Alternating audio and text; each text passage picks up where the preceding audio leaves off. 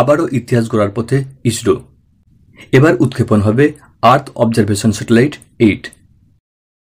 এবার একটি বড় আপডেট সামনে এসেছে। এ প্রসঙ্গে প্রাপ্ত তথ্য অনুযায়ী জানা গিয়েছে যে ভারতীয় মহাকাশ গবেষণা সংস্থা অর্থাৎ ইন্ডিয়ান স্পেস রিসার্চ অর্গানাইজেশন বা সংক্ষেপে ইসরো আগামী 15ই আগস্ট পৃথিবীর পর্যবেক্ষণের জন্য একটি স্যাটেলাইট উৎক্ষেপণ করতে পারে, যেটির নাম দেওয়া হয়েছে আর্থ অবজারভেশন স্যাটেলাইট 8, সংক্ষেপে EOS 8, আর যার মাধ্যমে ফের নজির গড়বে ইসরো।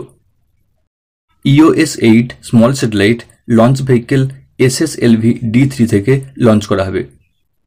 প্রাপ্ত তথ্য অনুযায়ী অন্ধ্রপ্রদেশের শ্রীহরিকোটা লঞ্চ সেন্টার থেকে EOS 8 স্যাটেলাইট উৎক্ষেপণ করা হতে পারে। এ প্রসঙ্গে জেনে রাখার প্রয়োজন যে EOS মিশনের মূল উদ্দেশ্য হল একটি মাইক্রো স্যাটেলাইট ডিজাইন এবং নির্মাণ করা।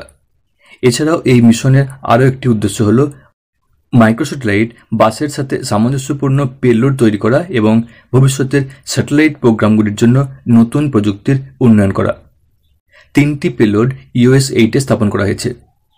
প্রসঙ্গত উল্লেখ্য যে EOS 8 IMS-1 মাইক্রো স্যাটেলাইট বাসে নির্মিত এবং 3টি পেলোড বহন করে।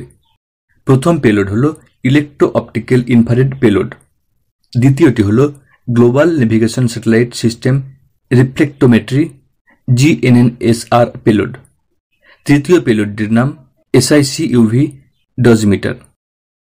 প্রথম যে পেলোড অর্থাৎ ইলেকট্রো অপটিক্যাল ইনফ্রারেড পেলোড, এটি ছবি তোলার জন্য ডিজাইন করা হয়েছে।